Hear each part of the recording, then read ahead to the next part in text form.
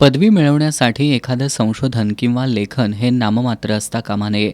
उलट संशोधन आणि लेखनामध्ये वास्तविकता असली पाहिजे. त्याचबरोबर त्याचा प्रभाव मानवी जीवनावर सकारात्मक झाला पाहिजे. यासाठी प्रभावी संशोधन, लेखन आणि अभियांत्रिकी संशोधन या विषयावर 7 दिवसीय प्राध्यापक विकास कार्यक्रम वारणानगरच्या तात्यासाहेब कोरे अभियांत्रिकी महाविद्यालयात आयोजित करण्यात आलाय.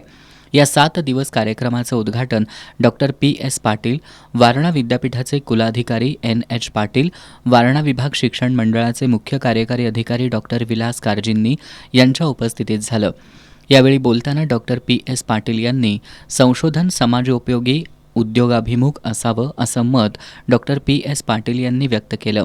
यावेळी वारणा विद्यापीठाचे कुलगुरू डॉक्टर डी.टी. शिर्के, प्राचार्य डॉक्टर डी.एन. माने, अधिष्ठाता doctor S M. Pise, doctor C D. Lokhande, doctor R B. Patil यांच्यासह विभाग प्रमुख, प्राध्यापक, संशोधक, प्राध्यापक उपस्थित होते. प्राध्यापकांनी संशोधक वृत्ती कशी वाढवली पाहिजे, लेखनामध्ये कशा पद्धतीनं कौशल्य विकसित केली पाहिजेत याबाबत doctor Farooq A S. Kazi, doctor A C. Admuthe, doctor Shrikant Tangde, doctor V M. Phalle, doctor T. Saud हे मार्गदर्शन करणार आहेत.